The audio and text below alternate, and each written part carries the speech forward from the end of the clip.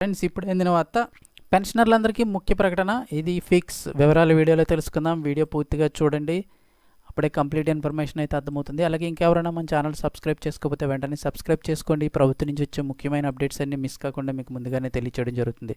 అలాగే వీడియోను ఒక లైక్ చేశారంటే మరింత మందికి సమాచారం చేరుతుంది. ఇంకా వివరాల్లోకి అయితే వెళ్ళిపోదాము. తగ్గనున్న అధిక పింఛన్ లెక్కింపు విధానంపై ఈపీఎఫ్ఓ స్పష్టతనిచ్చేసింది. తాజా నిర్ణయం అయితే కనుక చందాదారుల ఆశలపై నీళ్లు చల్లినట్లయింది. పార్ట్ 1, 2 విధానం కింద లెక్కింపు స్పష్టతనిచ్చిన ఈపీఎఫ్ఓ వివరాలు చూస్తే అధిక పింఛన్ లెక్కింపు విధానంపై ఈపీఎఫ్ఓ స్పష్టతనైతే ఇచ్చింది. తాజా నిర్ణయం చందాదారుల ఆశలపై నీళ్లు చల్లినట్లయింది. కొత్త లెక్కల ప్రకారం చూస్తే వచ్చే పెన్షన్లో భారీగా ఇప్పుడు కోత పడనుంది. అధిక పింఛన్ అర్హత లేని ఈపీఎఫ్ఓ పెన్షనర్లకు అందరికీ వర్తింపజేస్తున్న లెక్కింపు విధానాన్నే అధిక పింఛన్ అర్హులకు కూడా అమలు చేయనున్నట్లు వెల్లడించింది.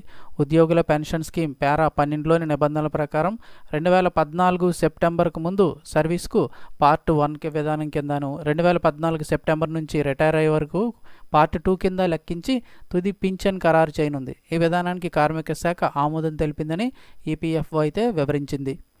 అలాగే ఈపీఎఫ్ఓ పింఛన్ విభాగ అదనపు కేంద్ర భవిష్య నిధి కమిషనర్ చంద్రమౌళి చక్రవర్తి దీనిపై ఆదేశాలు కూడా జారీ చేసేశారు. ఇంకెంత తగ్గుతుంది అని చూస్తే పార్ట్ 1, పార్ట్ 2 కింద లెక్కించడం వల్ల 30% పైగా పింఛన్ కోత పడనుంది. గరిష్ట వేతన పరిమితి 6,500 నుంచి 15,000కు పెంచినప్పుడు ఈపీఎఫ్ఓ ఈ నిబంధనను తెరపైకి తెచ్చింది. 2014 సెప్టెంబర్ 1కి ముందు చివరి ఏడాది సగటు వేతనం మొత్తం సర్వీస్ కలిపి పింఛన్ లెక్కించే విధానం అమల్లో ఉండేది. గరిష్ట వేతన పరిమితి పెంపు తర్వాత చివరి 5 ఏళ్ల సగటు వేతనాన్ని తీసుకొని లెక్కించేలాగా ఉద్యోగుల పెన్షన్ స్కీమ్కి ఇప్పుడు సవరణ చేసింది. తర్వాత 5 ఏళ్ల సగటు కాకుండా దామాషా పేరిట పార్టుల విధానం తెచ్చింది. ఉద్యోగంలో చేరినప్పటి నుంచి 2014 సెప్టెంబర్ 1 నాటికి సర్వీస్ కాలానికి అప్పటి వార్షిక సగటు వేతనంపై సర్వీస్ ప్రకారం లెక్కించి పార్ట్ 1గా ఖరారు చేస్తోంది. ఇక 2014 సెప్టెంబర్ 1 తర్వాత పదవీ విరమణ నాటికి వరకు కూడా సర్వీస్కి చివరి 5 ఏళ్ళు పింఛన్తో సగటును ఖరారు చేసి పార్ట్ 2గా లెక్కిస్తోంది. ఈ రెండు కలిపి పూర్తిగా పింఛన్ ఇస్తుంది. ఇవన్నీ కూడా మీకు కన్ఫ్యూజ్గా ఉన్నట్లయితే కనుక ఒక ఉదాహరణ చూద్దాం. ప్రభుత్వ రంగ సంస్థలో పనిచేస్తున్న ఉద్యోగి 1999లో సర్వీస్లో చేరి 2021లో పదవీ విరమణ చేశారు. అంటే ఆల్మోస్ట్గా 22 సంవత్సరాలు, బోనస్ 2 ఏళ్ళతో కలిపి మొత్తం 24 సంవత్సరాల సర్వీస్ అనుకుంటే 2014 నుంచి 14 నాటికి సగటు వార్షిక వేతనం అంటే మూల వేతనం ప్లస్ డిఏ కలిపి 22,000 కింద ఉండేది. పదవీ విరమణ నాటికి చివరి 5 ఏళ్ల వేతనం సగటు 40,000 ఉంది.